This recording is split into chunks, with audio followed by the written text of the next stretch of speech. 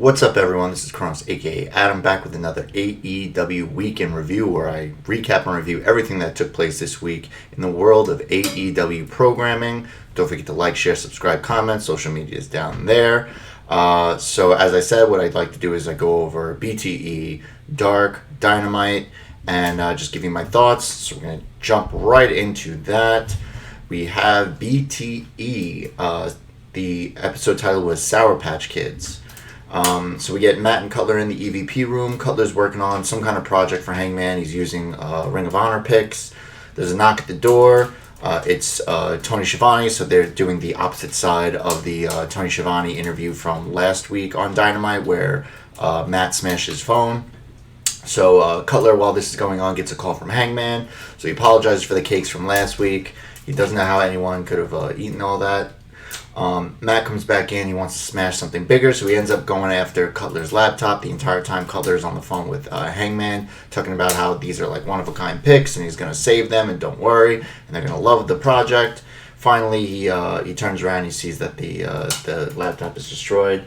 There's something like falling on my AC unit, so you might hear some like clickety-clanketing. So we have the Bucks going to Walmart in search of toys. They see Cooper Bill DVD with Dustin, which I thought was pretty funny. But all the AEW toys are sold out. We get Five and Uno in the Dark Order room. Uno says his hair is getting into his underwear. Five's hair is getting into his underwear and doesn't understand how that's happening. Stu comes in. He's mad that he didn't want him in the match against Hangman. Uno says, well, if you beat up Hangman, I lose. So he understands it that way. So Stu wants to beat the shit out of Silver. He kind of tricks Uno into saying that he could beat him up. As he leaves, Anna Jay comes in, grabbing him by the ear, pulls him back in. We then get another Speaking Spanglish, which I hadn't been on in a few weeks. We get a take on a telenovela with Ortiz and Dasha, and everyone's saying that Dasha isn't who she says she is. Ortiz prays to Rosa, who turns out to be Thunder Rosa, goes after Dasha. Turns out Dasha is actually Marco Stunt in disguise, kind of like they do like a joke on the Crying Game. If you don't know what that is, check it out. So we get Hardy is on the floor sitting there. Apparently he texted Brandon Cutler about the Bucks. They're sitting on the floor. They just want to keep breaking things, Cutler says. Matt suggests they're broken to a degree, offers his help. Obviously Cutler's like, hey, isn't this where everything happened? He said yes. He's feeling well, he's feeling complete, he's feeling alive. But it's still something a little off. We get Christopher Daniels sitting in the stands at Daly's place. This is the worst year, they've ever lived in, showing off the new shirt. His worst year starting in October of 2019 when he was injured and taken out of the tag team tourney. Less than 50-50 booking and shook his confidence. He thought of walking away because he didn't think he deserved to stay anymore. He has a crisis of confidence. We don't get to write our own stories all the time. Not his best day, but it's not his last day. So I actually thought it was a really great promo from Christopher Daniels. Whether or not they do anything with it, I don't know. They lingered on the sheet, on the seat he was sitting on that was number 17. I don't know if that's any kind of significance. I wasn't really sure there. So we go back to Dark Order. They're sitting in their room. Silver wrestling more. He does the Silver goes, wrestling has more than one royal family, and he starts singing all the wrong words to Cody's theme. Obviously, Brodie comes in yelling like a maniac. Uno tells him it's Brodie's new song. He has them to sing it, so the group tries to start singing, and it's kind of funny. Brodie asks where Reynolds is. Apparently he's at his father's bris, cutting off a dick. It's called a bris, and the fact that it was his father would make no sense. So Brodie goes, oh, you mean like this? And he opens up his trench coat, and everyone's like, oh my god. It's pretty funny. So they call Reynolds on FaceTime. It turns out, while this is going on, Silver says he wants food because Johnny hungry. And Brodie's like, what the fuck are you talking about? So Reynolds answers. Apparently he's at fencing camp, and then Brodie gets pissed off. He says, well, I thought you were, I was told you were at your father's birth. And he goes, no, that I'm learning how to use a sword to be able to do that. So Brodie flashes Reynolds on the camera. It actually freezes for a second, which is pretty funny. He makes them sing again. And then as Anna Jay leaves, completely just tosses Stu against the wall. We get the Cutler Cam in the control booth. They're showing how they do Mox's entrance. It actually looked really cool. Public Swole announcement. She's just against Sunday Drivers. Trent comes to Kingston with Sour Patch Kids for promo class, and he cuts a promo on them, which is not as good as the chocolate chip cookie one, but it's still pretty funny. We then get the Best Friends and Orange Cassidy thinking of ways to kill Cutler again. They want to put his head in the microwave, but he's got the neck. Silver comes in thinking they're making pizza bagels, because Johnny hungry, but he's actually there to recruit. So they say, you know what, let's make Silver kill Cutler, and they'll be in. And Silver agrees, and they're like, oh, by the way, Cutler, not only is Cutler here, he's the one filming. So then Silver attacks him, and they're just like, yo, you didn't grab his dick, you didn't make this sexual, this is weird, get out of here. So they help Cutler up, and they said, don't worry, we'll make it more exciting when we kill you. And that is being the Elite for this week. Some pretty funny stuff. Dark Order, as always. I do find it funny that we saw Nick on the going to Walmart portion of it, but since then we haven't seen him. I don't know when that was filmed. Maybe he has something, maybe he doesn't. Maybe he's just taking time off for the baby. I'm not sure yet, because Matt has been pretty much holding it down for the Young Bucks the last couple of weeks. So we get Dark. Sean Spears joins commentary. So we get Ray Rojas and Ryzen versus SCU. So this is a kind of like a tune-up match for SCU because they will have a brush with greatness on Dynamite. It's the first time they've tagged in a while. Sky is obviously grilling Spears from last week. Eventually, we get the SCU later for the win. Spears saying Sky is distracted by him during commentary, so obviously this is going to be some kind of program there.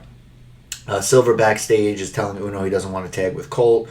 Obviously Reynolds is out. I don't know also if that's for any particular reason. Reynolds not available as we saw in BTE, so he's going to be tagging with Colt tonight. Ricky Starks then comes to commentary. They joke around what happened to his shirt because he just walks in with pants and a shirt, no shirt on. Penelope Ford versus Alex Gracia. I actually got to see a Twitter promo for Alex Gracia. There's some potential there. I thought she did all right. Ford with the nasty slingshot to the top rope. Fireman's carry lung blower for a 2 count. Eventually hits the fisherman suplex for the win. Penelope Ford obviously continuing her winning ways. Alex Gracia, we'll see what ends up happening with her. Best Friends versus Badu and Bishop King. Badu is just an absolute hoss. Best Friends isolate King. Trent hot tag with he's cleaning house. Get a tornado DDT on Badu. Half and half soul food on Badu, and then we get the strong zero on, I believe it was King for the win. Obviously, Best Friends looking to stay atop the tag team rankings and eventually get their brush with greatness with FTR. Cutler promo calls out Avalon for another match. You bug-eyed bookworm. Basically, they still haven't won a match. They're going to have another match, because someone has to win this. I still think this should bleed into Dynamite. I say it all the time. They're two fantastic wrestlers. They are great. I'm not going to keep going on. Jurassic Express versus Dark Order of 5 and 10.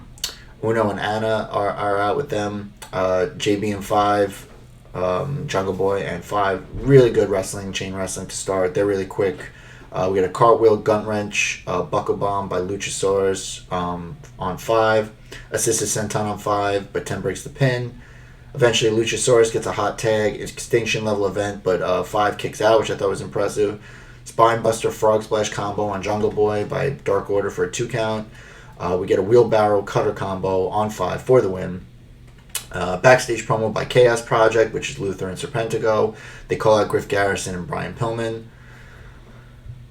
We get the Gun Club versus Sean Dean and Cesar Bononi. I wasn't sure if Cesar was called something else when he wrestled in AEW, or is this his debut? I can't remember for the life of me. Billy, obviously, trying to curry favor with Aubrey, dancing with her. Cesar is with Austin, but he wants Billy. We get a Desperation Blue Thunder Bomb on for Billy on Cesar Bononi. Billy and Cesar both go over the top. We get a slingshot clothesline combo. Cesar breaks the count on Sean Dean. Eventually, Billy hits the famous around Dean for the win. So they're obviously, I believe they should start, seeing themselves in the tag team rankings. I believe they're like 5 or 6-0 right now. Nightmare Family backstage promo. Brandy said that the numbers weren't in her favor on Late Night Dynamite, saying that she was alone. No Allie, so I don't know what they're doing there with, then not even a mention even by commentary of this, so I don't know what's going on, because obviously we saw that Kingston had told Blade, we're going to get your house in order. Tay Conti versus Red Velvet. Anna's in the crowd. Conti with judo throws, maintaining wrist control. Taz killing it with the knowledge of judo stuff. There was a show of respect there at one point. We get a Kamagoye by Conti for a 2 count. Velvet hits the double knees on the back for a 2 count. And then Conti with this really cool choke, kind of like almost somewhat octopus style for the win. Anna comes in to celebrate. Anna helps up Velvet, then kicks her in the face. Conti doesn't seem cool with this. Brandy comes out, runs them off, helps up Red Velvet. We get Pillman and Griff Garrison versus Luther and Serpentico. Serpentico uses the streamers for a distraction. Basically, their streamers like all over the match for the rest of the match. Serpentico slammed into Pillman 3 times by Luther. Serpentico reverse suplex on Pillman for a 2 count. Atomic drop. Sit out power slam by Griff Garrison on Serpentico for a 2 count. We get a powerbomb Meteora combo on Pillman for the win. We'll see more of Luther and Serpentico next on Dynamite. Nyla Rose versus Ricochet Chanel. Exactly as you thought. Huge Uranagi by Rose and then a Beast Bomb for the win. That was really it. We then get our main event. We get Natural Nightmares versus Dark Order, Colt and Silver. Silver's not thrilled to be tagging with Colt. Uno is coaching Colt up. We get QT distracted by Colt for Silver. Double team by Colt and Silver on QT. We get the it kicks by Silver, but they fire QT up. We get a backbreaker flatline combo on Silver. Dustin with the flip senton off the apron takes out both of them. Colt can't figure out the move that Silver wants to do. He wants to kind of do the move that him and Reynolds do, where they do the flip over DDT. While this is going on, QT hits the Diamond Cutter on, I believe, Silver for the win. So the Dark Order lose. They're not happy about that. Still no Allie out there. Very interesting to see what they end up doing with that. We then get to Dynamite. Let's see where we're at here. Oh, not bad.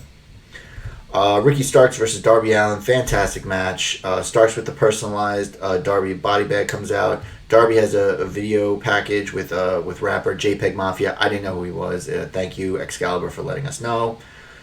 Starks goes for a spear. Darby counters with a grapevine front transfery, which I thought was pretty cool. Darby with the Fujiwara. Starks gets to the ropes. Darby hits a snap suplex on the apron. Best suicide dive in the game by Darby. Cage comes out and then is met by Hobbs. They fight all the way back through the tunnel, so there's no distraction there. Darby's whipped into the apron to the floor. We get Stark selling a back injury while this is going on. Darby with the code red for a 2 count. Darby hits another Fujiwara. Captures Stark's other arm, kind of like a Rings of Saturn. Eventually he's able to break free though. Darby hits a Stun Dog Millionaire. And then he goes for a springboard. I don't know if it's a springboard. I don't know exactly what it is because he goes like facing the ropes and then does a 180. But while he get in midair, Starks hits him with a great spear in midair. But only for a 2 count. Looked really cool. Very gifable moments all over the intranets. We got an Avalanche Rochambeau. It's countered. Or an attempt that's countered. Eventually, Darby hits the coffin drop on Starks' back, which he had been selling earlier on, for the win. Fantastic match. Cody in-ring interview. As usual, Cody goes for the theatrics, is really, hamming it up, taking his time. Al Snow trained him. You always wrestle hurt, never injured. Pre-pandemic shake was not because of show of respect, but they needed each other. He got the call from Hollywood. He sees all the famous people. Only the champs can really claim to be the top dog. Does he accept the dog collar match? No, he leaves. And then, for some reason, he comes back and he's saying, no, is it no regrets? No, whatever. And he finally accepts. Brodie comes out, and then they just brawl, and everybody comes. This is one of those crazy brawls that you just can't stop. Went on a little longer than it should. Eventually, Brandy comes out, does a flipping senton on Dark Order. I don't know why, because it just looked really cheesy. Her and Anna start going at it. And while this is going on, Nyla just jumps over the barricade and starts beating up Kylan King for no reason. Brodie back in and from the tunnel, comes back in. They fight again. Brodie does it another time. Eventually they finally are breaking everybody up. So we're going to get the TNT title match, a dog collar match next week. Tony finally gets a word with FTR. Apparently he'd been trying to do this, the entire program. They did Best Friends a favor last week because they weren't 100%. They have to beat SCU to secure their legacy. Bucks have blown it every time. Tony asks who they'll face at Full Gear. While he's doing that, Matt super kicks Tony out of nowhere, but they make it seem like two people super kick him. He's like, oh, what happened? And then he just leaves. It doesn't do anything to FTR. FTR's like, yo, we're right here, and he just kind of ignores them. He's like, all right, come on, Nick, let's go. Even though Nick's not there, obviously. Backstage interview with SCU. They haven't tagged in a while, even though they just tagged on Dark, so I don't know what that means. And as they head to the ring, Spears is waiting for Sky by the tunnel, wishes him good luck. They do a little stare down. We get our brush with greatness. AEW Tag Team titles, FTR and SCU. Hangman's on commentary with a glass of whiskey, shocker. Hangman says it took them more than 30 minutes to beat him and Kenny, so, what's this brush with greatness stuff, only 20 minutes. Hangman says he's not done with the tag teams. Kenny said he was focusing on singles but hasn't had a singles match, so he's like, trying to justify, that they're still a tag team. Christopher Daniels gets thrown out for tripping Cash, even though he didn't. Cash tricked the ref. Hangman asks him to get another drink when he leaves. Obviously he doesn't. Hangman says everyone is losing their minds about Matt, which is true. Kaz baits FTR into a tope con hero by Sky. We get Sky taking heat during the picture-in-picture. We get a hot tag to Kaz. Cash flipped onto Dax. We get Kaz with a fisherman suplex on Cash for a 2 count. Stereo cutters by SCU for a 2 count. Powerbomb Snapdragon suplex combo on Kaz for a 2 count. We get Sky with near falls on Cash. Eventually, Sky is tripped by Tully while he goes for a suplex, and they hold down his ankle for the win. So FTR, has the brush with greatness match with SCU. SCU loses. We then are told that we're going to get an 8-man tourney. The finals are going to be at Full Gear. The winner will get a title shot against whoever the champion is at that time. I don't believe that means that it'll happen at Full Gear, but just at a later date, probably at an anniversary or New Year's show or something like that. The first 3 participants we find out are going to be Jungle Boy, Rey Fenix, and Kenny Omega. And upon hearing the name Kenny Omega, Hangman's whole face drops and he just leaves. He's not happy about that. What I think here is obviously going to be Omega and Hangman in the finals. I mean, that just seems obvious. Isaiah Cassidy versus Chris Jericho. Quen and Hardy are out with Cassidy. The entire Inner Circle are out with Jericho. Hardy already has a chair in his hand. Jericho tries to punk Cassidy and he gets the jump on Jericho, though. Jericho's sent to the outside and over the barricade, and he just starts fighting with Luther. We get Cassidy hits the tornado on everybody. Top rope senton by Cassidy for a 2 count. Jericho eventually takes control during picture-in-picture. We get Hager with a shot to Cassidy's back. Apparently Hager was busted on the nose at some point. Springboard flip stunner by Cassidy for a 2 count. Another springboard stunner by Cassidy for a 2 count. What's his name? Jericho goes for a line salt. Cassidy gets the knee up. Then Cassidy hits his own for a 2 count. Cassidy then hits a code breaker for a 2 count, using all of Chris Jericho's moves on him. Cassidy goes with a springboard, but eventually catches a Judas effect on the landing for the win for Jericho. Inner Circle rushes, but Quen and Hardy fend them off. Jericho and Hager just start fighting Serpentico and Luther on the outside for no reason at all, which I think is interesting. We get Miro and Sabian getting together for the bachelor party. They're getting ready for it. Says it will be like Rumspringa. If you don't know what that is, that's the big party when young Amish people go out, see the world before they decide to live the Amish lifestyle. So they're axe throwing, they're at an arcade, and it basically seems like everything that Miro wants to do, he can't get it done. because, he keeps saying, like, oh, yeah, it's going to be great, but it's like he apparently can't book anything because of COVID or whatever. Then, while he's playing a video game, Billy Mitchell shows up. If you don't know who Billy Mitchell is, King of Kong, restaurateur. I didn't really know. I knew of him. I didn't really know who it was, like, right away. I had to remember. And what's his name? Once again, Cassidy letting us know. I mean, not Cassidy. Excalibur letting us know. So he says he can help Miro. Miro's excited. We get a backstage interview with Best Friends and Orange Cassidy. FDR show up, chalk trash. Best Friends, fake to hit him. They flinch. Orange calls them weenies. They leave. Orange Cassidy versus 10. 10 takes the glasses off, puts them on Silver, who mocks Orange Cassidy, which is pretty funny. Tilt-a-whirl flatliner by 10 for only a 1 count, though. 10 with the stalling vertical suplex. Dark Order does a mock of the Best Friends hug, which I thought was really funny. We even got the pan out. Orange hits the splash to the outside on everybody, then an orange punch, then basically like a dead eye, which is called a beach break, for the win. MJF to the Inner Circle locker room, comes in with a big gift box. He says he got jackets for everyone except Sammy. Says it was nothing personal. He blames Wardlow from it. Swears on his mother, it wasn't intentional. So Sammy goes, why are you here? And Jericho goes, whoa, I got this. Why are you here? So they start doing the bit where do you want to join the Inner Circle?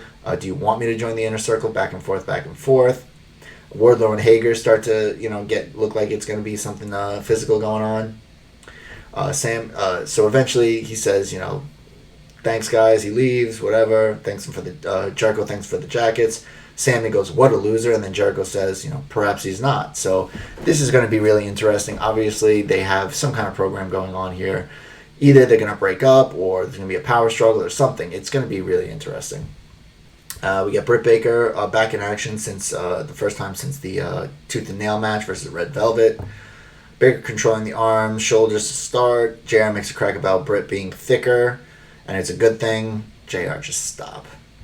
Velvet with the Casadora Bulldog for a 2 count. Sling Blade, super kick, swinging fisherman, neck breaker by Britt Baker. Eventually hits like a kind of a stomp for the win. Then Reba comes in, gives her the glove. She puts Red Velvet in the lockjaw. Next week, we get our matches. Jericho Hager versus Luther and Serpentico. This is going to be the 30 years of Jericho celebration. FTW title cage versus Hobbs.